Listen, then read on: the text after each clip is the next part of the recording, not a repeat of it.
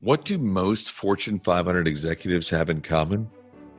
They learned important lessons on the fields and courts of their high school and collegiate sports teams. This is true for both men and women. Ernst & Young found that a whopping 94% of women holding a C-suite position played sports. Their wins and losses shaped their habits and who they would become. Join me on my journey to sit with some of the brightest executives in the world as we discuss how sports shaped their professional trajectory in life.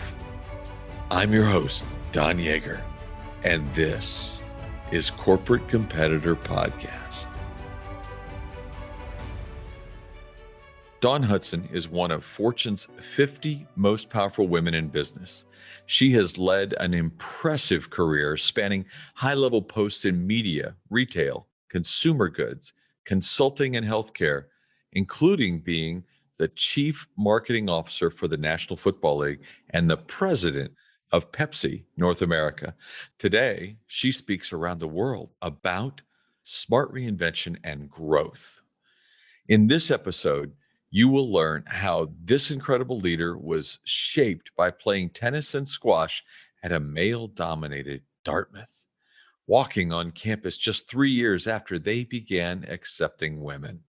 Your division is going to be acquired by a private equity firm. Tell me what they're going to do.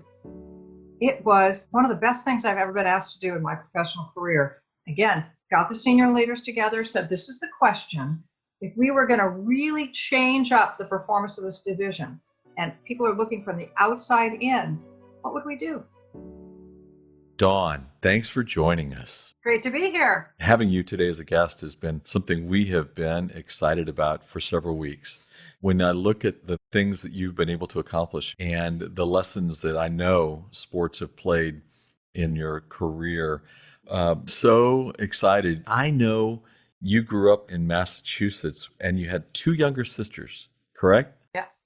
I was the oldest of three girls, born to a father who was one of four boys playing competitive baseball.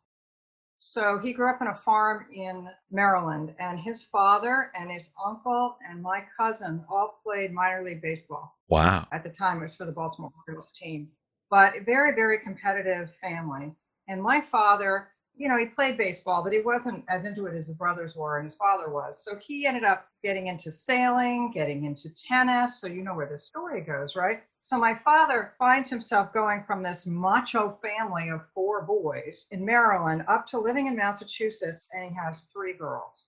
My two sisters, well, one, they had some medical challenges when they were born, and two, they just weren't as athletic as I was. So I became the son my father never had. We would go to watch the Red Sox and Frank Robinson. We'd be behind third base. He taught me to ski when I was 4, climbing up a hill in the backyard behind the elementary school, putting me between his legs and skiing down. He tried to teach me tennis. Now, I have to tell you, he was frustrated teaching me tennis. So he hired the local pro to give me lessons. And I would just I wasn't serious about it. I think I was just flirting with the pro. So the parents stopped the lessons. They said, that's it. But on my own accord, started it up at 14 again, and then I was really serious about it, and I was playing tournaments by the time I was 15.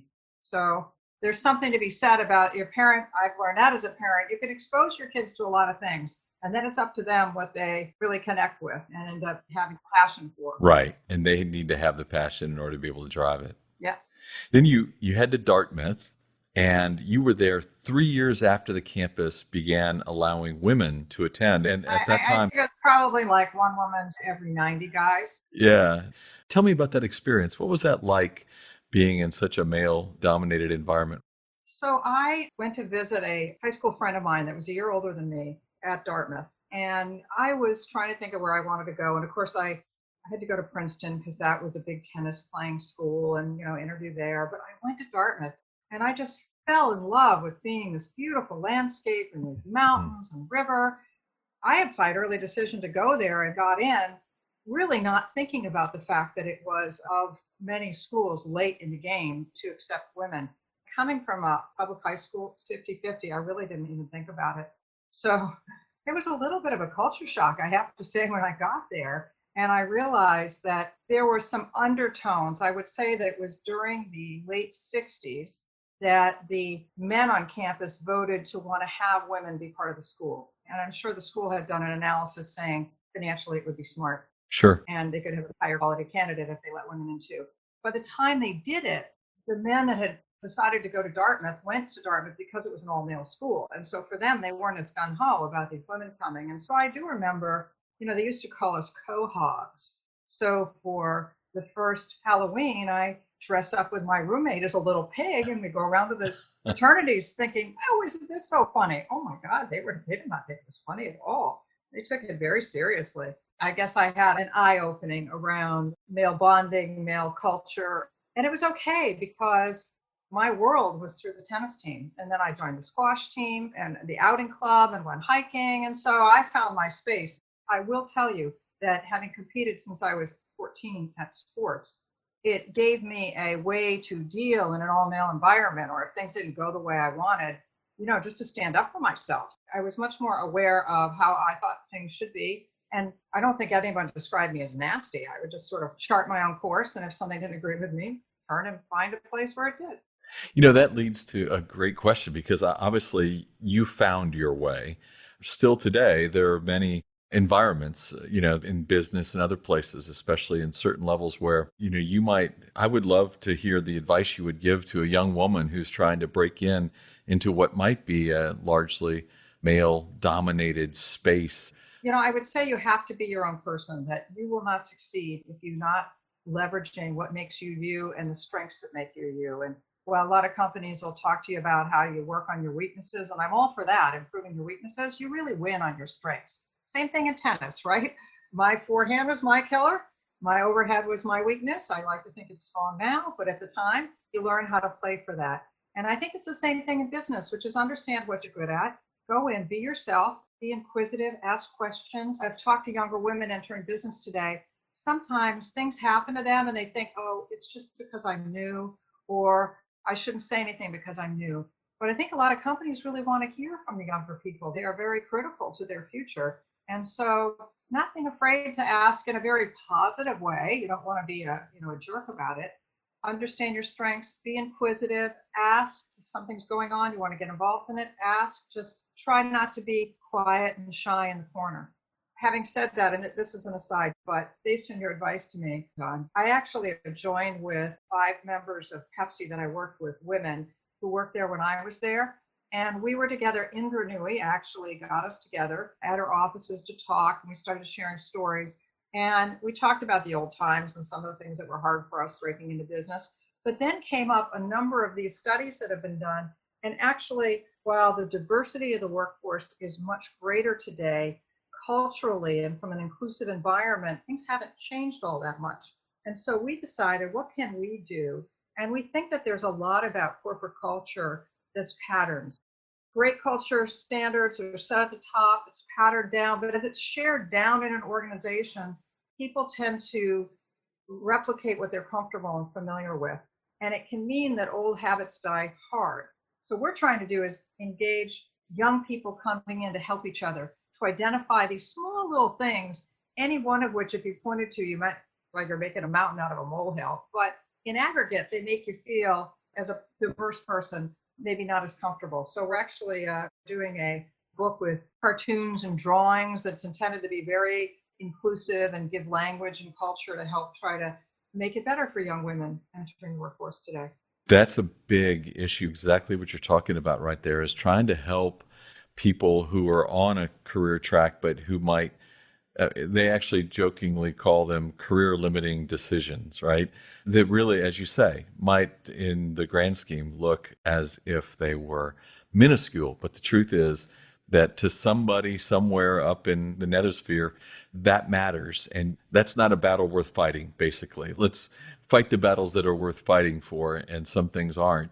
It's an interesting dynamic when you start breaking down the true culture of an organization. It's easy to have a saying, we believe in diversity and inclusion for everyone, and then sometimes that's not the real driver in the way they do things. So it's a little thing, but we're talking about sports at Pepsi. And being a fan of the NFL, you come in on Monday morning and you're going to be talking of games and what happened last night, all in there. Yeah, let's talk about it. And I thought they should have won. And did you see that play? For me, great. But there are a lot of women who all of a sudden, just in terms of how the meeting started, felt left out. So, I interrupt in a nice way, but say, hey, you changed the conversation, or how do you talk about maybe a program that was on last night or something else? And how do you kind of sensitize people who are always talking about Sunday night football to change it up, to make it more inclusive? Yeah.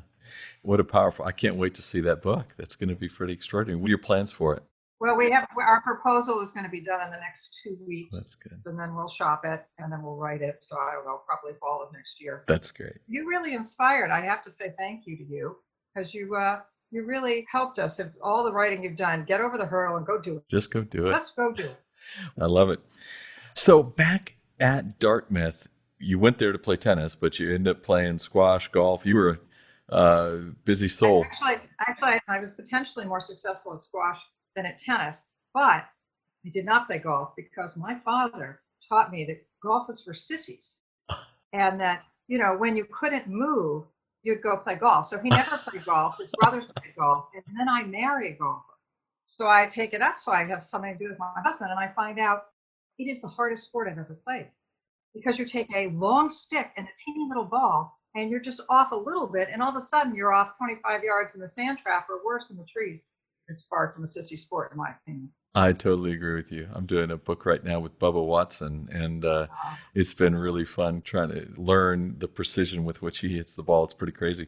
So, Dawn, looking at your career, your time at Dartmouth, I saw that you played multiple sports, as we talked about before, but your tennis team in your junior season actually finished 14-1, which for a team that was reasonably new had to be an incredible experience. Is there anything about that year that you really remember? What I remember about that year is we were still pretty new. We're getting to know each other, and we were really excited because we had another new class come in, so we had some more talent. We really just focused on figuring out who was best playing singles, who was best playing doubles. The really focus was doing the best we could do, because we were a young new team. And I remember being surprised when the coach at the end of the season said, hey, congratulations, you won the division and you guys finished 14-1. And it just wasn't our focus. It was like, great. But we weren't like, oh, we're now 6, because there was no history to the team. And I think it was just such a pleasure getting the team up and running. And maybe you could say we would have done worse if we had been all stressed out thinking that we were vying for the title. Right. I read a Forbes interview with you in which you talked about tennis, and you talked about the importance of taking complete ownership, and that unlike team sports, you had to learn how to be self-driven and self-disciplined. Did that ownership muscle that you developed there, and I love it, that's the way you referred to it in that quote, did the ability as an individual to take ownership help you later when you were building teams? I think that to be successful in business, you need, as a leader, you need to be able to chart a course. You need to get everybody's opinion, get all the data. But in the end, I think organizations sometimes try to do too much. And what you need to do is to simplify and focus on, this is the hill we want to take. This is what success looks like. And so to me, that's really what a leader has to do. Take it all in, get the senior team, and somebody in the end has to make a decision. And it has to be a clear path forward. Then, to me, it's incredibly about teamwork and freeing people and letting people have the power of making their own decisions and figuring out a better way to do things in pursuit of the overall goal. So I think when I think of tennis, I played tournaments in the club, and I played a lot of doubles. And when I then started to play on the singles circuit, and I'm playing the 14 and unders, and I play the 16 and unders, there's that moment when you can't blame anybody. It's whether you do it or you don't do it. And easy matches, pretty easy. Great competitor. I'll do my best. I'll be happy if I lose 4-4. But those really close matches, it's up to you. And I think it taught me tremendously about the importance of focus, figuring out what your strengths are and sticking to those strengths. If they aren't working, when you're changing the side of the net, try to evaluate what isn't working. What are they getting you on? Just quickly think about all the ways that it's not working. Change one thing and go back out there and do it. But that self-reliance and that ability to adjust midstream, and the ability, once you have your game plan, to be fluid, right? Because you can't be thinking every moment. You're out there running around, you got to try the drop shot then, or you got to go down the line hard. And I think that necessity of knowing that it's you, the buck stops there, and you can't land and depend on anybody else. You've got to do it or get it done. And you've got to have the courage to stick with your strategy or decide to change the strategy, but it's on you. You know, if something's not working for me, I take as much ownership on what I need to do differently or what I need to get help on than complaining that the organization's not treating me right. So later in my career, as I became more part of teams and USTA tennis teams or golf teams, I really appreciated the importance of recognizing people's strengths and weaknesses and rooting for each other and not expecting that everybody has to do everything the same way you do it, but they could do it differently and have as good, if not better, an outcome. So tennis has been remarkably a parallel to me for life, personally and professionally. You know, in that same Forbes article I read, you talked about tennis, and this plays off of what you were just saying. It really taught you a lot about the importance of listening to your gut. That way, as you're evaluating and you're looking at that pivot or whatever you might need to change, you're not dismissing it because it wasn't in your game plan when you entered the match. Is there an example where somewhere along this amazing journey of yours that's worked for you as a professional? Many times. One of the things about being a professional is more than in sports, you have a lot of data. I'm sure. And you have a lot of input. Sometimes there's not a right or wrong idea. There's picking a path, and then how it's executed results in whether it's successful or not.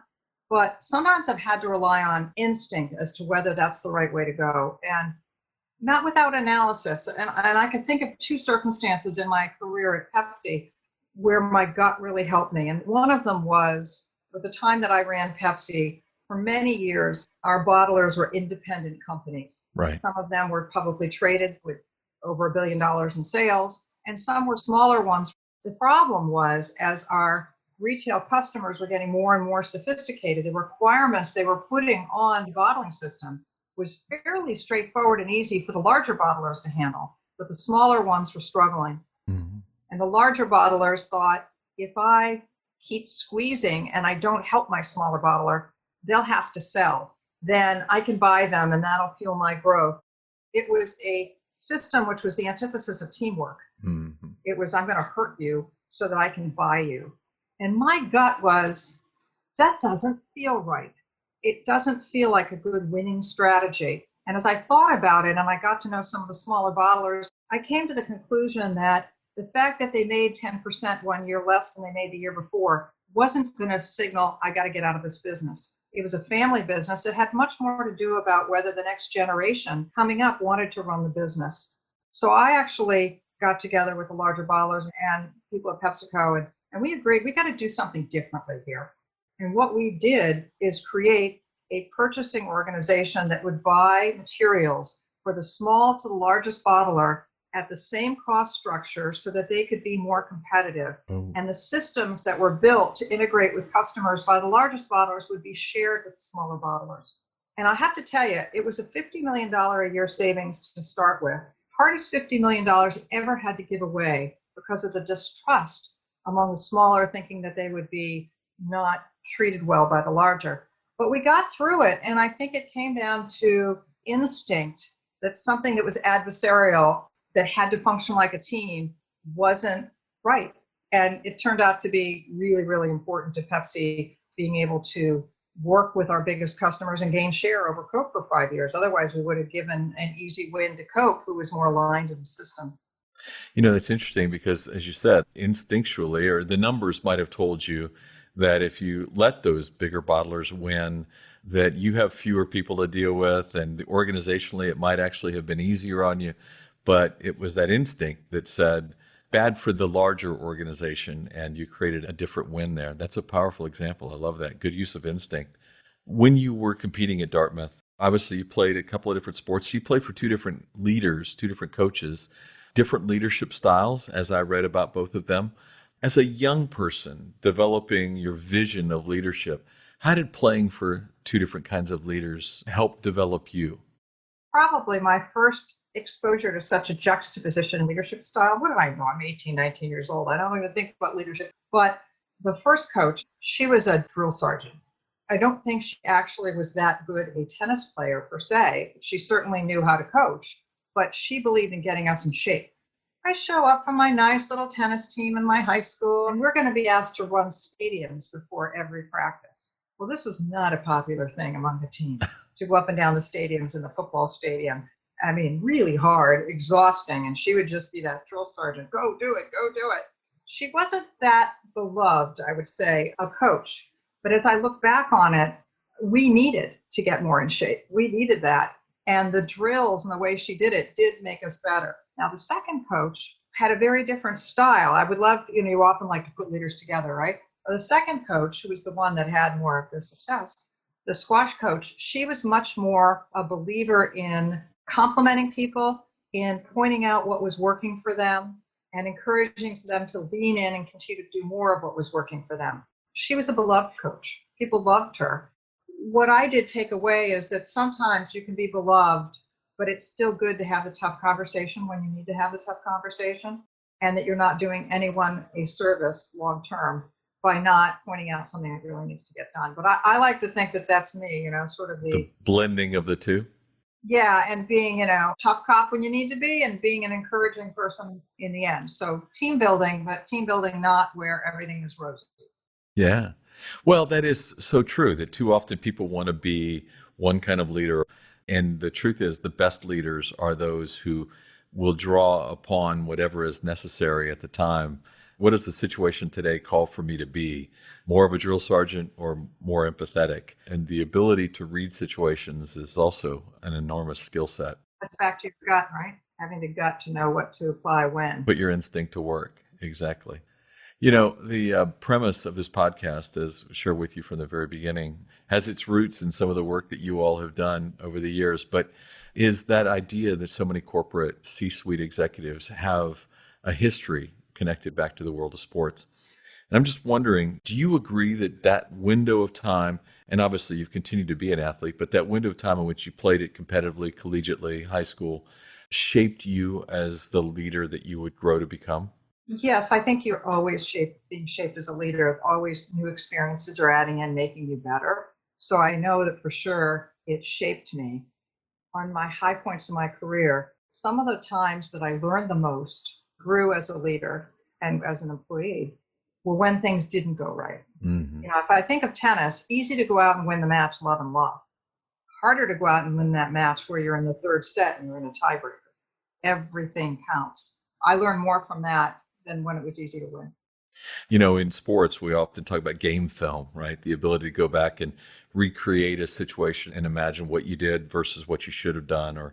But as a leader, how did you do that backwards analysis? Was there something you developed over time that helped you do better reverse analysis? Well, I would say I used my team. When I was leading teams, I would always believe in, as much as we would, when we had our meetings, be they weekly, be they every other week, every month, that we'd talk about not just what we have to do going forward, but we would look back on something critical that happened, good or bad, and we'd talk about a team as to how we would have done it differently.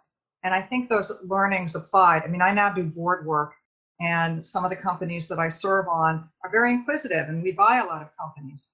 The benefit in having a good process where you go back and you look at, geez, I bought that asset, and here's what happened over those 3 years. And that makes you so much better for the next one that you buy. So I'm a real believer in the future, but also looking back and learning what you can learn from it. The other thing I've learned, and I'll just share with you, because I was at Pepsi, and then I left in 2008 in the downturn, thought I would go run another company, ended up not being willing to move with my kids in school, and ended up going and joining a consulting firm to run the consumer practice at Parthenon. Right. And I ended up working with a number of private equity firms. I learned so much from those private equity firms that I then would have put back into what I did at Pepsi, and I did put into what I did at the NFL. And what I learned from private equity is that game plan you have. Private equity is really great about, I'm going to buy something, and these are the 3 things I'm going to do to it. I'm going to get the cost structure better, I'm going to get more consumers in this area, and I'm going to invest in marketing. And they go and do it. I have now learned that I think corporate America, again, we could do better a la private equity by focusing on fewer things and then going and with maniacal focus getting it done. And I remember working for Steve Reineman, who was chairman of PepsiCo before Ingenuity. He once had us do an exercise, and he said, okay, your division is going to be acquired by a private equity firm. Tell me what they're going to do. Ooh. It was one of the best things I've ever been asked to do in my professional career. Again, got the senior leaders together, said, this is the question. If we were going to really change up the performance of this division, and people are looking from the outside in, what would we do? Anyways, it was a fascinating exercise. Out of that exercise, did you end up making changes to things you were doing at the company right then? Yes, we did. You know, one of the things that was happening in the beverage business is that the soft drink business was starting to slow in its growth, and it was being viewed by some as not very healthy for you. Healthy, right? And yeah. non-carbonated beverages were starting to grow, and we had a number of great brands. But because of a legacy of we always spend money to support these, and these get what's left over, we turned it on its end, and we said we can't not spend against Pepsi or against Mountain Dew, but we can change it and shift significant funds into supporting our non-carbonated beverage and do some more acquisitions. So that's what we did. That's awesome. I love that. And a great way to use, in the military, they call them after action reports, right? How do we come in and say, what would we learn? How do we apply it? And then recycle the conversation later. I wish I'd had that term. That's a great term to use in business. Yeah. So in episode 3 of our podcast, we actually had a chance to interview a woman named Kim McHugh, one of my favorite people at Chevron. She's the highest ranking woman in the oil and gas industry. Ironically, while we were in the middle of the conversation, she shared this most incredible story that actually led me to you. I've shared this with you previously, that you were the keynote speaker at a GE Executive Women's Leadership Summit, and you asked the audience a question. Do you mind recounting that moment? They had asked me to talk a little bit about my career and what I had learned. And since sports for me was so influential, I asked the room, how many of you played sports growing up? Was not surprised when the majority of the room raised their hands. Since then, I've done other speaking events. I've been hired by companies to come in where they have most of their business with men and they want to develop their business with women, or they have a culture, an engineering culture that's mostly men and women are. Anyway, I always ask the question, particularly when I have an audience of women, how many of you played sports? And I think it's now been correlated by Catalyst and some other organizations, but there really is a connection. I think if you look at the women, there are 41 women running Fortune 500 companies today, I think is the number. And my good friend Lauren just got named head of Dick's Sporting Goods, Lauren Hobart. I saw that. But if you ask them, over 90% of them played sports, or like Ingenuity, did cricket, did competitive ballroom dancing. Yeah. I think the reason I ask is because I think there are things you learn in sports that are very translatable into a business environment. And I would add as well that for me, going to a largely all-male college, entering advertising, which today is over 50% women, but when I joined, it was minority women. Right. And then going to Pepsi, where the bottling system was 1 female bottler and 99 male bottlers, to then going to the NFL, my career, not by really design, but it's turned out to be heavily male skewed. And I think a lot of the competitiveness and how to deal with people and how to work in a competitive environment has just served me so well going into environments that are more male. And not that, I don't love men and I work and are very fond of men, but it's made me feel comfortable entering their environment based upon having played sports with them and learning some of the things I've learned in sports that, frankly, a lot of boys learn growing up too. Yeah. I understand you've had some amazing experiences through golf, right? Augusta and some other opportunities to engage in. Again, Augusta was for so many years shut off to women members, and share a little how golf has played into that discussion for you. I feel very privileged to have taken up golf, which, as I say, I think is the hardest sport I've ever played, and how it has helped me in business. Because right or wrong, it's often something that happens a lot in the business world. People don't mean to exclude women, but if you don't play and you're not invited, those casual conversations that happen along 4 hours in the golf course, a lot of things get done and you're not part of that conversation. So I never took up golf for that reason. But it turned out when I got named president of Pepsi, and it was clear to me that I could make the best products that tasted great, put them in clever packaging, create great promotions, But if the bottling system wasn't willing to invest their capital to make my new package and to put the programs behind it to launch it and invest some of their money, I wasn't going to be successful. It was a true ultimate partnership between the two. And the bottling system was so diverse. In the end, there's trust. You can have all the numbers you want, but they have to trust in you as a leader. Right. And I would say a good part of my relationship that I was able to develop with the bottling system was on the golf course. Wow. Particularly the smaller bottlers had a lot of events, very active, and they used to include me, whether it was going and playing Cyprus, and I met up with the guys on the West Coast and I got to play Cyprus with them, to laughing about that moment, to betting and winning or losing. It was tremendous. And at one point, they wanted to get me on an all-male course and dress me up as a guy, see if they could do that. But they did invite me to Scotland to come over, all-male event, and it was a big discussion about whether I would be allowed to play from the women's tees. I mean, I had a 14 or 15 handicap. I wasn't a single-digit golfer, but I could hit a long tee ball, and it was all very, very competitive. So I did negotiate that I would have my full handicap off. And it wasn't negotiation. It was just, that's how it's going to be. Those times and relationships and the beer after the game and the conversations were really what cemented a relationship and allowed you to bring up sometimes the tough conversations you have to in business and know that it was coming from a good place, and to know and be able to laugh about something else that happened. So enormously helpful to me in my role at Pepsi. Yeah. I just remember so many. I remember being on Augusta. I was lucky enough to get invited, and one of the advisory board, African American advisory board members, Ray Robinson, belonged to Augusta, and he would invite me down, and I'm lucky enough to have played the course 7 times, and I love it. That's so cool. And there are no women's tees at Augusta. No. And it's relatively, the greens are what's awful, right? So it's not that bad for a woman to play it. But we're starting on the first tee, and I'm with some professionals from PepsiCo and one of the person that led the small bottlers. The discussion was, well, we're not going to give you any more strokes. And I'm like, wait a minute. I'm playing the guys' course off the guys' tees. Any other course, I'd be able to get some strokes. And luckily, there was this, it's a lot of CEOs belong to Augusta. And one of them knew me, came down to the first tee and said, the women always get 5 strokes for playing off the men's tees. So we started the match, and those 5 strokes were very, very instrumental. But it's great times. It's wonderful times how sports can intersect with business and create great relationships that serve you well as you try to get difficult things done. But memories, as you said, I mean, there's one thing that brings people together, right? It's that ability to share a collective experience. And obviously, playing Augusta would be the ultimate collective experience. Those would be relationships and conversations you'd be able to have differently for a lifetime as a result. And I stay in touch with some of those people. And when we talk, we remember back to that. I remember that. Remember that shot I hit on 17? Yeah. You've mentioned some other leaders you've worked for. One of the things that really stood out as we've talked about this, when you're a young athlete, sometimes there are older athletes who will bring you along and maybe teach you the unwritten rules.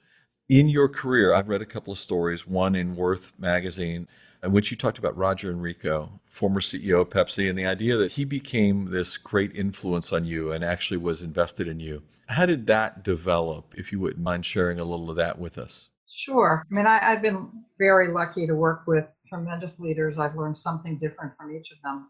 But in the case of Roger, I met Roger when he was my client. I was working on the advertising agency side, and my client was Frito-Lay for about 5 years. And Steve Reineman was running Frito-Lay at the time. And he called me up and asked me if I would consider running sales and marketing for Frito-Lay International. That was a big step. I had just become head of a New York agency, the first woman, 38 years old, running a large male-dominated agency, trying to change its culture. And there was a big shift for me to go to Frito-Lay and to Pepsi. And I remember sitting down in Roger's office, and he obviously was brought in to be the closing guy. And I asked him, I said, Roger, you have a lot of friends I know on the agency side. So you know the world I'm coming from convinced me that I should go to PepsiCo. He was a very straightforward, very sort of wise person. And I'm sure sometime over a beer, when I was working with him, I told him how much I liked the people at PepsiCo. But his response back to me was not, you'll make a lot of money. It was not, oh, we're so much better than advertising. His response back was, Dawn, he said, I can't make the decision for you. But what I will tell you is that you end up spending more waking hours with the people that you work with than you do your loved ones at home. So I've always found it really important that I think about, and this is his words, who do I want to hang out with? I would have you think about the people that you're hanging out in your current job and the people you've known and met at Pepsi, and ask yourself, where do you feel you fit in and who do you want to hang with because you're going to spend a lot of time with them? I didn't expect that answer at all, but I thought that that was actually quite wise. And it was what I liked about Pepsi. And it was about kind of thinking about the softer side of things versus the analytical side of things. And I was a cultural fit with that organization. And I left his office and he was a closer. I said yes and I joined. So he's very influential. The other thing, he taught me many things. He taught me that you can make big changes to big things and have great success. You can make big changes to small things and have some success. But if you make small changes to small things, you don't get things done. As you're assessing what you want to do in the world, and he was back to that, do a few things boldly and do it well. And when he was hired to turn around Frito-Lay, or was asked by PepsiCo to turn around Frito-Lay, he looked at it and he said, you know what, they have engineered, in taking money out of the product, little by little, year after year, they engineered the quality out of the product. So it wasn't necessarily the best by a step up versus everything around. And he made the bold decision to do a major cost reduction and let go of a lot of people and put the money back into the product to make the product better. And then he used money to announce that to people. And it was an enormously successful turnaround for Frito-Lay. And I've taken that such to heart, which is doing that little change and coming out with that small line extension tweak. Is that going to be enough to drive 5% volume growth for this division next year? Probably not. No, we have to do something a little bolder. So I can go on and on, you know. I love that, though. And I love that for each one of these people along the way, you've been taking lessons, filing them away, improving your leadership skills while doing so. That's so powerful. I have another story if I could tell you. Please. Yes. Steve Reineman. Steve Reineman was another mentor of mine. And Steve was very different than Roger. Roger was a marketer, do a couple of big moves. Steve was really an operator at heart. And really, how do you work and excel with the sales engine of a company? How do you make sure that your operating platform? So coming from somebody who is sort of a marketer and a big idea person, Roger was great, but my areas where I needed to learn were really what Steve was strong about, which is operating envelopes. Right. And how do you pull levers to get performance higher? So I studied and I learned from him. And we had a particular case where Subway was our largest food service customer. And we were hearing all the right things. We were going to renew them, another 5-year contract. And then we get a call that they're going with Coke. Oh. This is huge. This is our largest customer. And we got the team together. Steve was very involved. And I learned from him, there's no pointing fingers. What can we do to try to put it back on the table? What can we do? Is there anything we can do to right it? And just let's really focus and let's be positive and let's turn every stone, pull every string we can. You could see people around the table. There were people that were embarrassed. There were people that were feeling vulnerable, and they pulled back. And I learned from Steve, doesn't matter how we got here, what are we going to do to change it? Mm-hmm. And I ended up getting quite a good conversation with the CEO, and he actually tried to change the decision, understood what happened.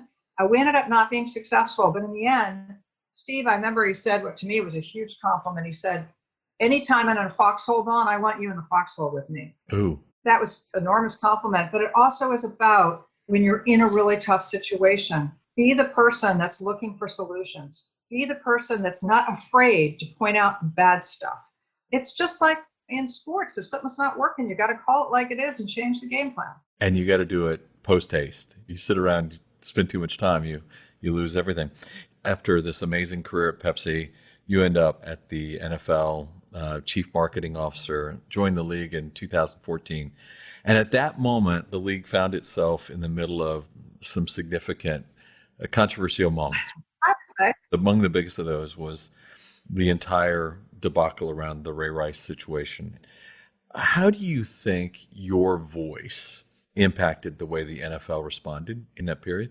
So first of all, a little background. I joined the NFL. I had worked with Roger Goodell to make Pepsi the national sponsor of football league when he was head of sponsorship. Right. So we knew each other. So there's trust there. There was trust. And he said, Dawn, I want a senior woman on my staff, and I'd like somebody who knows us and knows the brand and knows sports, but doesn't come from the industry, that will bring an outside perspective. Would you consider it? And I decided to do it. And just when I said I'm going to do it, I said, but you have to know, I know we're in the middle of the season, but my dad's been deceased for a long time, and I promised my mother for her 80th birthday that I would take her to Africa on safari, and I can't disappoint. So I cannot join you the 1st of October. I can join you the middle of October. He said, no problem. He said, but you're kind of a name and not a voice and a person. Would you mind on your way to the airport stopping by? I'll get the marketing and the events, because I was also running events, staff together, and they could just see that you're a person. You can say a few words and then off you go. So I did that, got in a plane, and in Africa, there's no cell service. So you're not talking to everybody. You're just unplugged for 2 weeks. Well, that was the 2 weeks that the Ray Rice video went viral. Blows up. And when I landed back in Amsterdam on my way back from that trip, my phone lit up.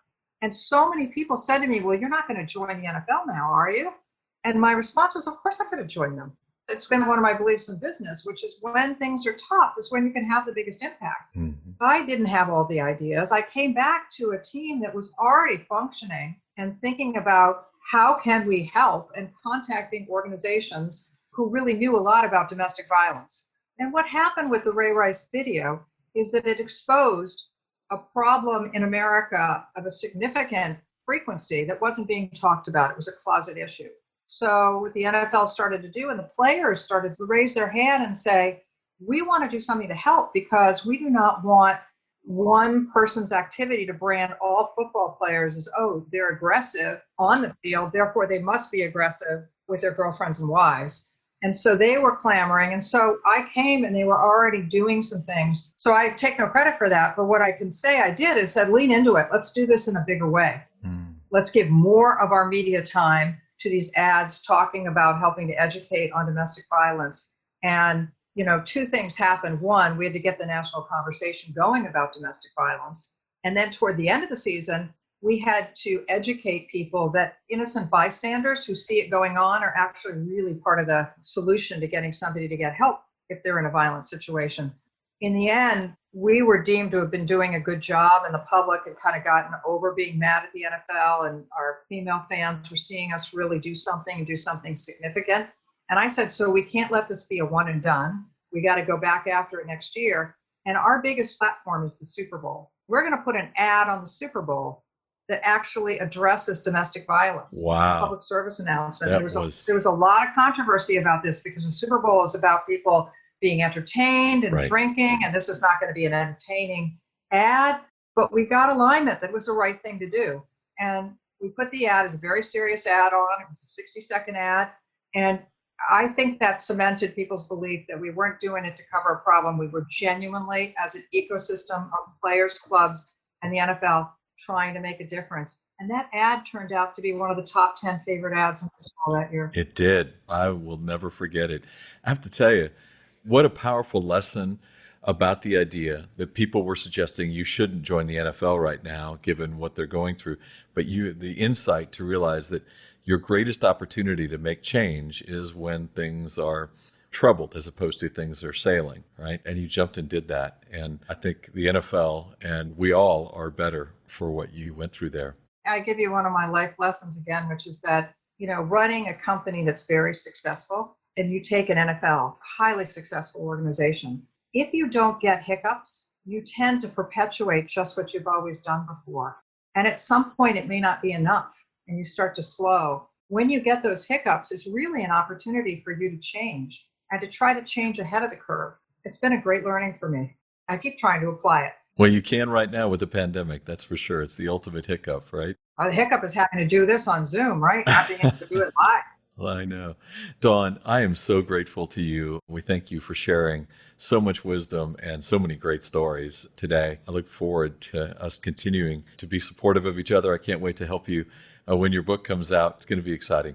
So, and I'm going to look forward to your next book, because so many of your books are, right up my alley. So thank you. Awesome. Dawn Hudson, I am grateful to you. Thank you for being with us today. Thank you.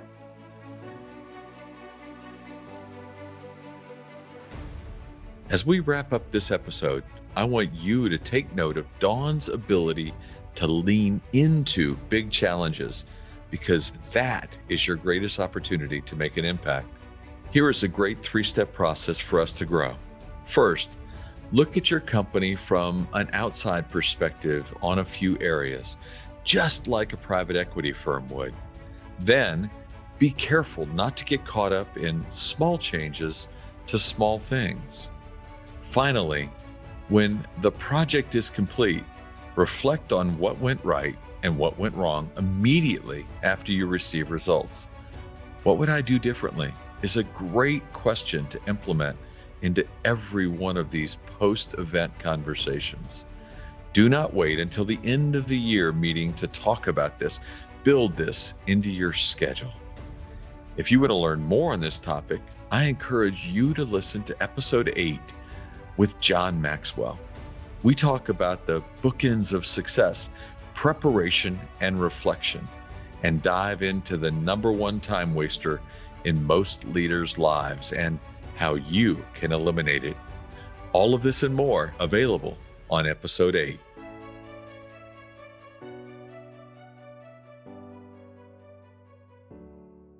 Thanks for listening to the show. Did you like what you heard? If so, subscribe to the podcast. We will be rolling out a new episode every Wednesday, and you can be the first to listen. Subscribe on our website, corporatecompetitorpodcast.com, or by texting subscribe to 58885, and you will receive a free chapter of one of my best-selling books. While you're there, remember to join the Greatness Community. For a free weekly leadership lesson, I write for Forbes.com and information on my live and virtual keynote speeches. Stay in touch by connecting with me on social media at Don Yeager on Twitter, Facebook, Instagram, LinkedIn. Finally, are you a corporate competitor? If so, tell me the story about a time when your athletic experience taught you a leadership lesson you still use today. Until next week, I appreciate you.